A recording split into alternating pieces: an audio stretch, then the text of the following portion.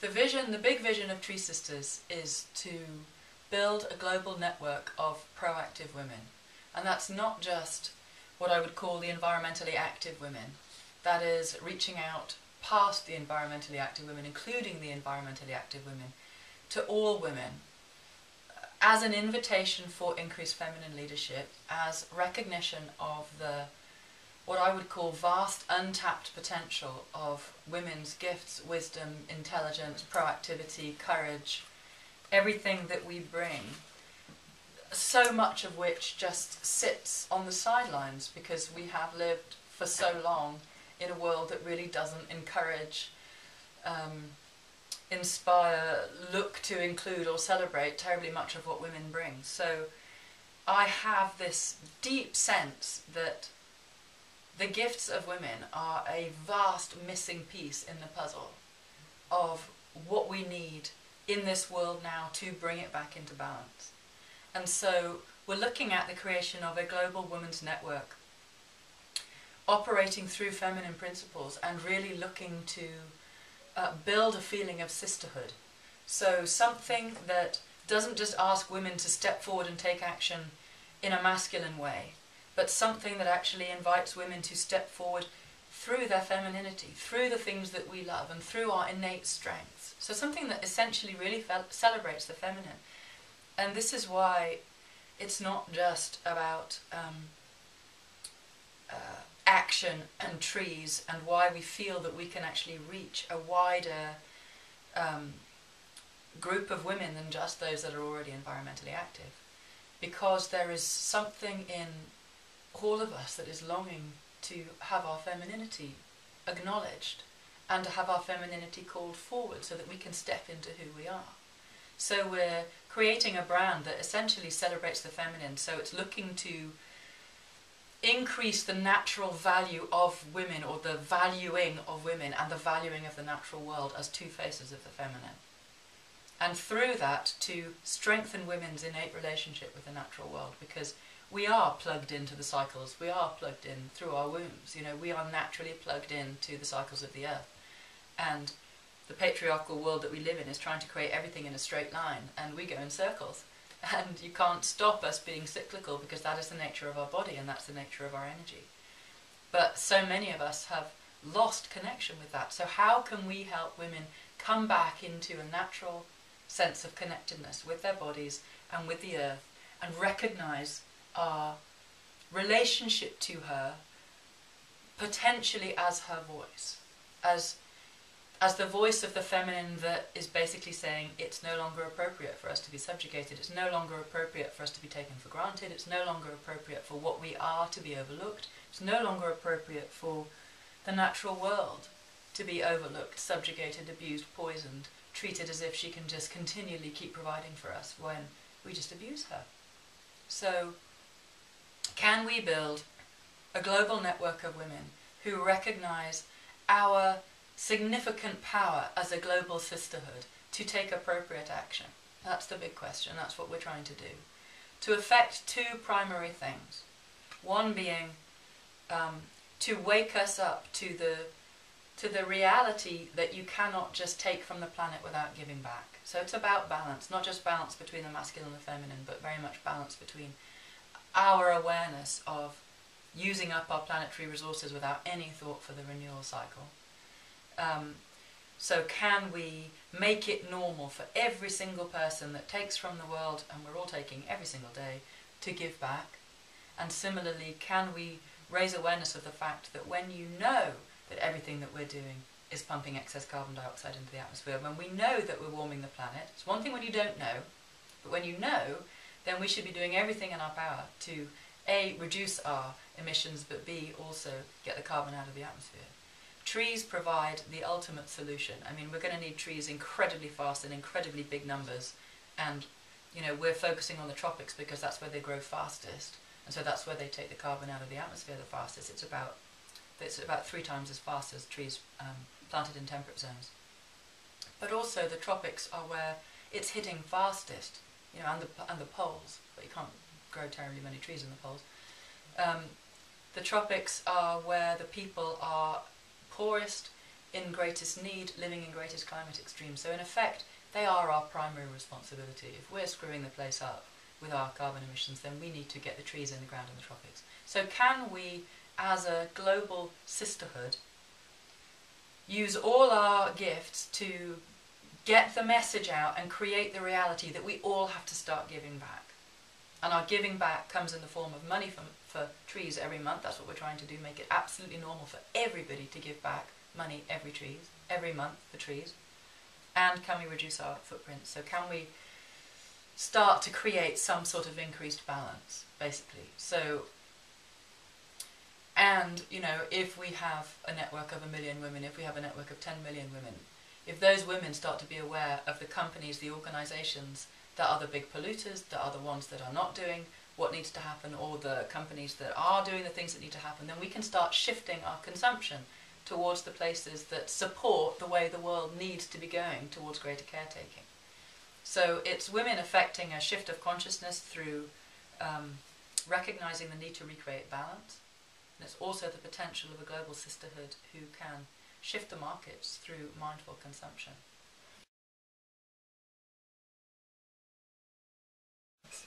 Well, thus far we're not coming up against anything, because we're not putting it in anybody's faces. We're not terribly out there, but also I'm not terribly up for a fight, you know, and I'm not doing this to irritate men. This has nothing to do with men. I mean, essentially this is just nothing to do with men. And that's not remotely as a rejection of men, or a disqualification of men, or a yaboo, or a put down. This is about women. This is about the fact that for whatever reason, you know, and it's very difficult to really understand why we've even managed to create religions that have painstakingly accused and put women in the role of the wrongdoer, when woman is the creator of life. You know, we live in a perplexing culture. I am staggered that I live on a planet where, on one hand, we can create an iPad, and I can look at it and go, I can't understand the brilliance of this technology. And in Africa, we've still got witch burnings. You know, we've not just got witch burnings, we've got an increase of witch burnings. You know, so we live in this planet where just massive, there's just this extraordinary brilliance on one hand, which is tempered with ignorance. I mean, it's tempered with disconnect. You know, our technological genius is extraordinary and so, you know, advancing so fast, but totally disregarding its impact on the natural world. You know, so it's sort of a blinded or blinkered brilliance. But on the other hand, we live in a world that somehow, in so many areas of it, still sees it completely acceptable to subjugate women and to consider women as second-class citizens. And whether we live in those countries where there is femicide still going on, or where women are getting treated this way or that, whether we're there or whether we're here, the impact of centuries, generations of repression and dismissal of everything that we bring, still in our bodies. You know, it's still coming through our psyches, it's still in the collective unconscious, it's still there. And so there's been this really big question for me. You know, when I first was given this project to do, and I was given it, it was given in a car crash, you know, well, this wasn't my idea. When I was first given it, my immediate reaction was, oh my God, I can't do it. I can't do something that's just for women. I was so afraid of men's response. And it actually took me over a year to get over that, because my history is not great around what happens to a woman when she steps up. So in my body in this lifetime, I'm rattling with it. And but a lot of women I know that have been very beautifully brought up by their fathers still have an innate fear of stepping forward in front of men. And if you put men and women in a room and ask them to come forward, the women seem to naturally step back and let the men lead. So when you're trying to create something, as we are, that actually says, okay, so what do women have to give? You know, what could we contribute? How do we deal with the fact that so many of us have so much to give but don't even recognise the fact? And if we do recognise the fact, then we're afraid of bringing it forward. And then there's all the stuff within the sisterhood itself which says, oh my God, if I come forward, what are my other sisters going to say? So it's not just fear of persecution from the masculine, it's also fear of rejection from the women, you know. So just within the fact of what we're trying to create, we've got hurdles to overcome in between women before you even get to the hurdles of what's a man going to think about this. And actually, I think there are very few men that could act like or say that they don't think women have been put down in our history, or that it might have had an impact, you know. Because, you know, what man also won't have been put down in his life and know what it feels like to be put down, and know that that has a consequence, and know that if you're put down long enough, it means it's very difficult to step back up again. So I think the majority of men that I talk to about this project now are incredibly supportive, and most of them actually respond with relief. Oh, thank God the women are going to do something. Yes, please can the women step forward. It's like, I think an awful lot of them are feeling the lack of balance, the lack of the support that naturally comes in with the feminine. So, you know, I'm not naive. I know that as this thing goes to scale, it will press a lot of buttons. I mean, it presses buttons in women as well as men, but of course it's going to press buttons in men. And I'm going to have to handle that when it comes. You know, am I going to go to corporations and start trying to tell them that they need to do things in a different way? No, that's not what this is about. This is purely about trying to create a support network for women to experience an invitation for their gifts, to see whether they can find it in themselves to contribute to something that has meaning for them, that celebrates them and that reconnects them to the earth. And I don't think there's terribly much that a man could say, no, I don't want women to have that experience. I don't want women to feel empowered. I don't want increased feminine leadership. I don't want women to step forward and protect the earth. You know, we're not just doing this for women. If we are trying to create a shift of consciousness, it is for all of us. It is for our children. You know, we have got to do something so fast. And there is such a pressing need. And there is such a lack of feminine leadership in this world. So, we will find out. But I mean, essentially the message to men is, this is not exclusive of you, this is inclusive of you. There are a lot of men within the Tree Sister Network, and there are a lot of men already contributing and donating, who see the value of it.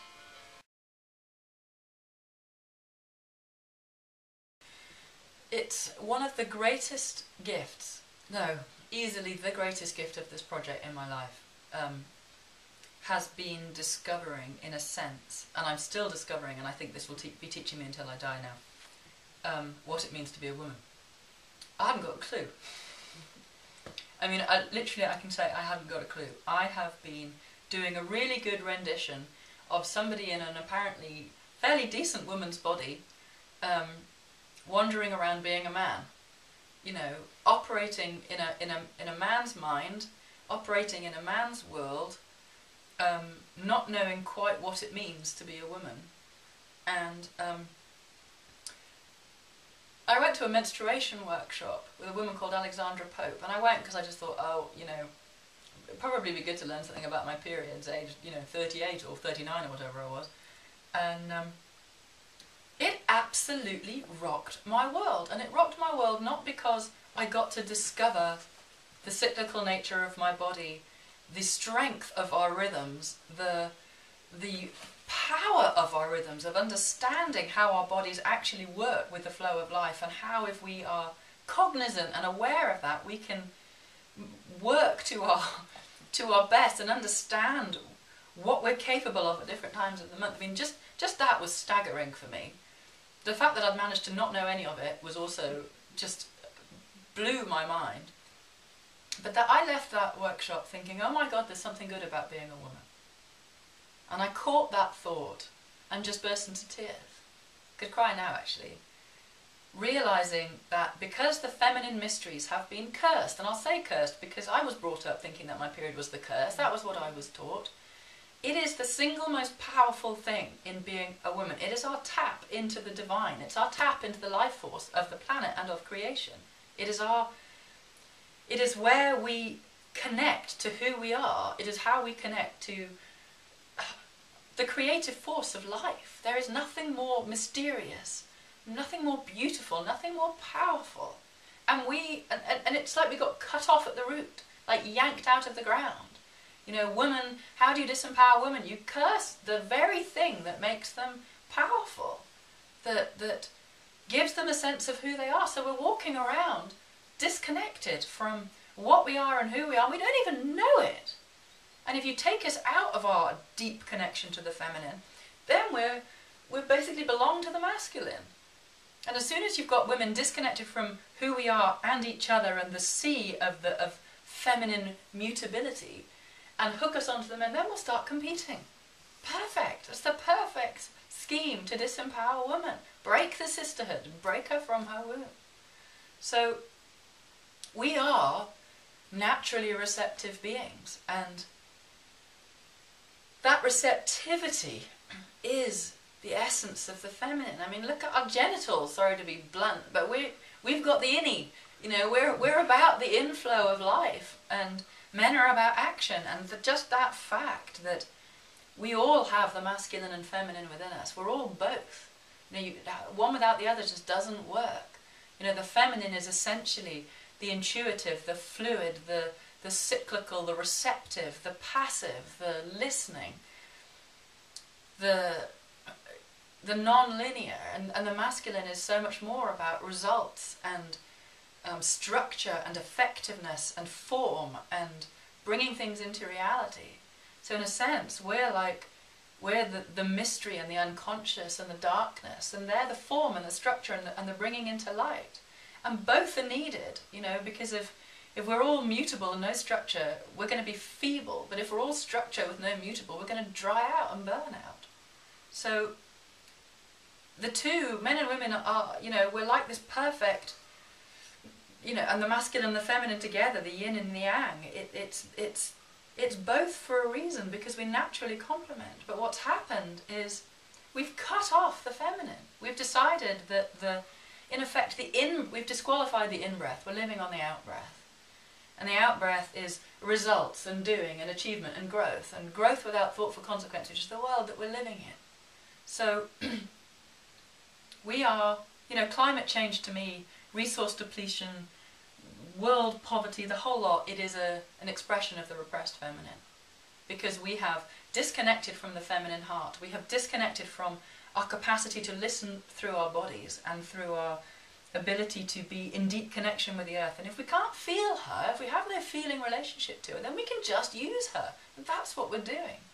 And if we're not attuned to the in-breath, to the renewal cycles of the planet, then we'll just take from her without any thought for how long she needs to increase her fish stocks again, or regrow her forests, or, you know, most ridiculous of all, recreate her fossil fuel banks. We just can't. Everything just takes too long because we're cut off. So what this has given me has been like a crash course in discovering what the feminine actually is, in terms of my capacity to be given a project and to sit with it in the complete unknown and not try and go, right, this is what I'm going to do and this is how we're going to do it and this is these are our targets and this is how big we're going to grow. Because every time I have gone linear and masculine, it's fallen over. Every time. And every time it's been, no, life has requested something of you. Life is this wisdom that is so much greater than all of us. You bow to life. The feminine way is to listen. It's to open and to receive. So that as a project starts to birth, and this is especially important with Tree Sisters, with any grassroots movement, you cannot dictate how a grassroots movement happens. You can only offer and invite and then allow it to naturally grow. And as it grows with its own congruence, and it grows with its own strength. It builds in its appropriate timing for its greatest strength. So this capacity to follow a rhythm, I mean back to the cycles, to know how to listen to your rhythm. For a woman to discover, to rediscover how to honour her body and how to listen to her body gives her a greater capacity to listen to the greater body, to the earth, to find her connection, and then to listen for her gifts. and for what wants to come through her, so that she can feel what is appropriate for her to give in relationship to her energies. The way we're living is we just have to cut off from what we know of our own energies and just do so. We're burning out left, right and centre. We're all exhausted, we're all stressed out, and the planet is exhausted, burning out and stressed out because we're not listening. So in effect, the feminine is the listening. And we have to relearn how to do that. And that's another reason why I want to get women together. Because one thing trying to teach men and women how to come back to the feminine, but we've got to just start with the women. You know, we have got to remember what it means to be women. And we need to find in our bodies and through each other how to listen again. So that wisdom, so that life gets a chance to be heard. And that we can then make choices and take actions in direct relationship to that. So that, you know, the honouring of the feminine, the honouring of the mystery of the process of emergence it's fundamental to everything that we're doing in this project, how we're doing it, how we're trying to teach women, what we're offering, all of it. People are going, well, what am I supposed to do? And it's like, well, we're starting with the in-breath. We're starting with just reconnecting, what does it mean to be a woman? And that's why we're hoping to reach so many more than just the environmental women, because this is something that we all need this, and we need each other.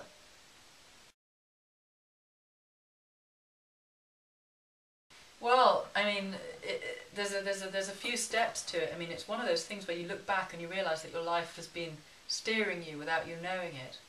About 8 years ago, I remember saying, God, you know, at some point I'm going to be doing something with money and trees. I just had this real sense of, I wonder what that's going to be. I had no idea.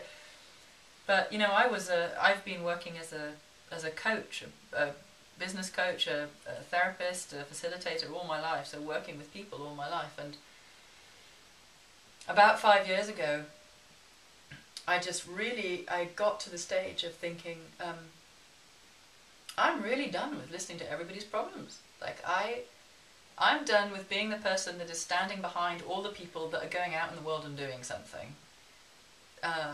There's got to be something here for me to do, and I had a real sense that there was something that I needed to be doing, but I hadn't got a clue what it was.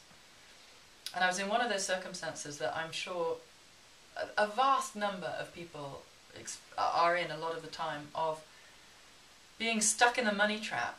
I need to do something that enables me to live, and if I put that down and do anything else, how am I going to live? And if I go into that place of financial insecurity, it's not exactly a creative place, it's a fear-driven place where you're like, oh, what am I supposed to be doing? But it was so fierce for me. I was in such a place of, God, I just can't do this anymore. And if I don't put it down completely, even if I hold it a little bit, I'm still doing that. It's like I need to just put it down and wait. So I put it down and told myself I was going to do nothing, but I couldn't. So I picked up an agroforestry project in India, which I fell in love with, because having gone through the Pachamama trainings, where you're looking at spiritual fulfillment, environmental sustainability and social justice, and really understanding the interlocking nature of those three component parts, Project Green Hands in southern India was that in action. It was consciousness, it was social justice, and it was environmentalism. And I fell in love with this project with such a passion and decided to become a full-time volunteer, which is a wonderful form of stepping into the feminine, where you basically go, okay, my agendas and my fears, off they go, I'll just do as I'm told. I will learn what it feels like to just step up and do what is needed, regardless of myself. It's a wonderful form of growing. It was one of the best things I've ever done, actually, in terms of getting out of my own way and growing humility and just willingness for the sake of willingness.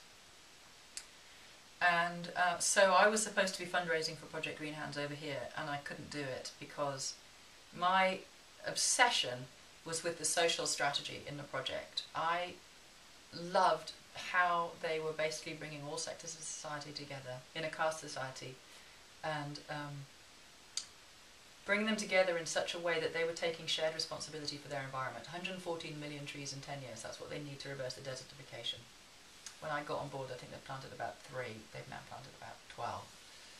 And they've done it on a shoestring, and they do it with the army and with AIDS victims and with single mothers and farmers and school children and students. Everybody's working together. It's like, yeah, that's that's what we need. Like that, there it is. This, hi everyone, you know, like in a world of climate change, you take action, appropriate. This is it. Like here, look, you know. And I was just, I found it. Can you please put a headlight here?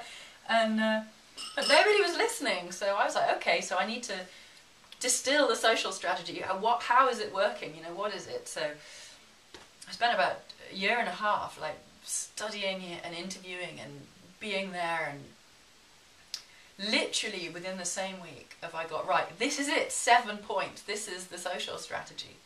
I had this car crash just down the valley there, on ice, hit a tree, of course, and at the point of impact, there was a blinding flash of light, and there were 2 words in the light, the experiment. And I was sitting in the car, crashed up against this tree, looking at these 2 words, going, what's the experiment?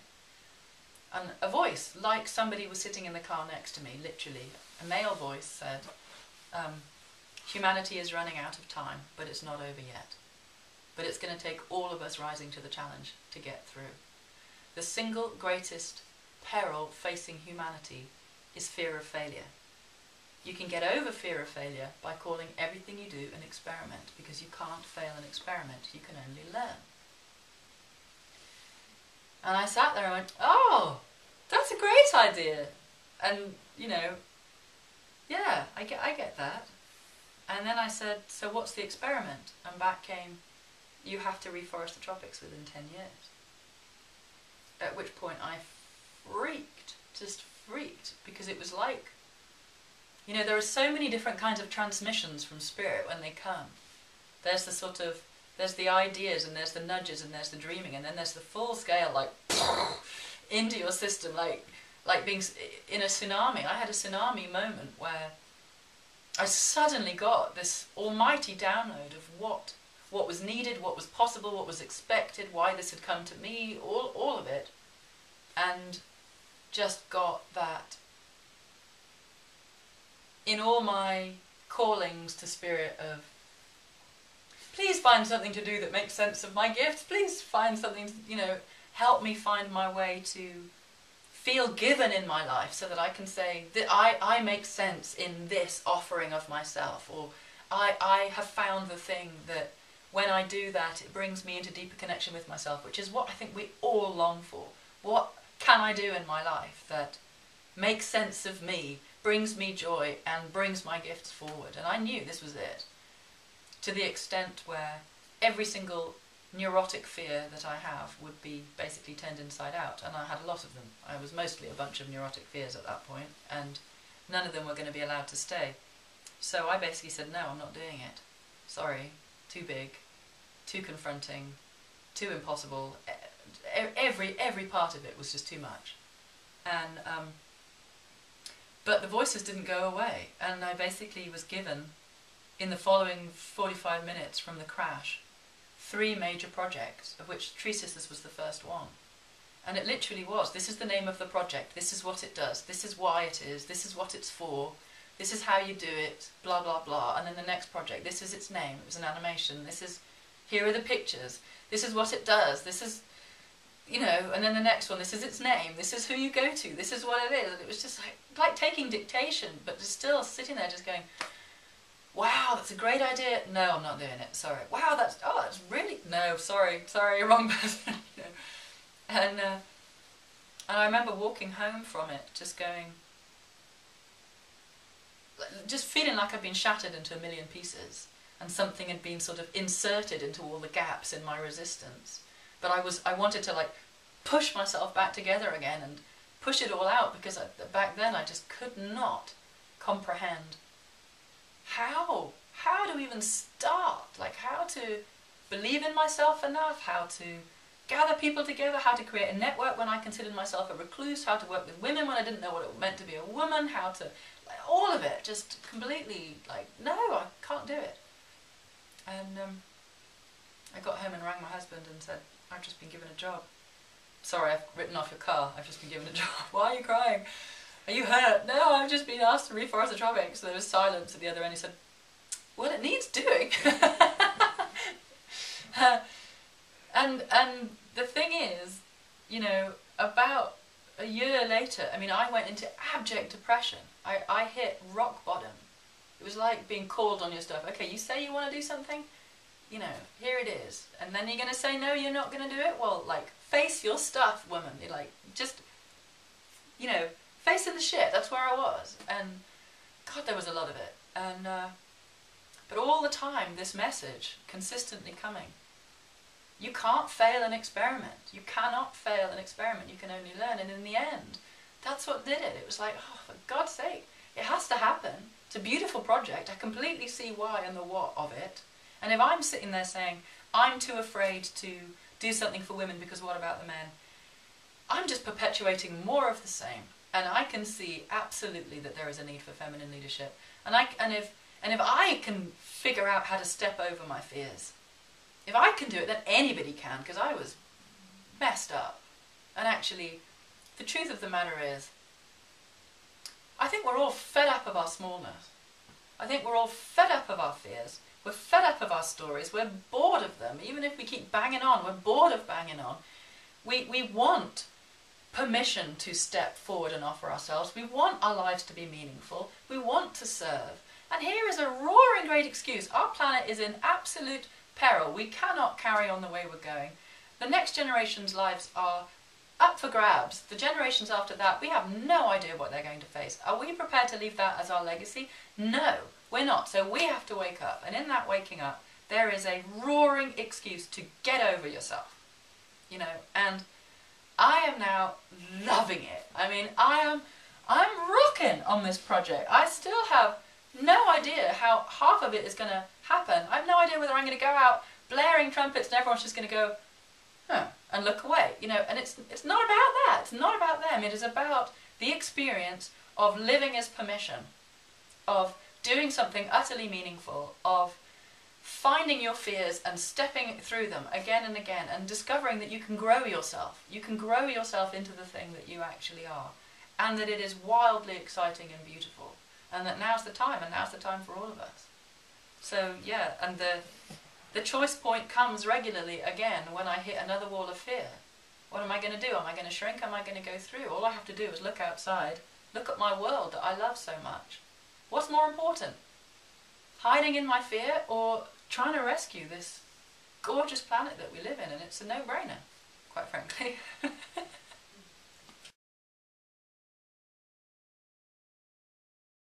The map is the core of Tree Sisters. The map is basically the whole framework of consciousness that is underpinning the entire thing.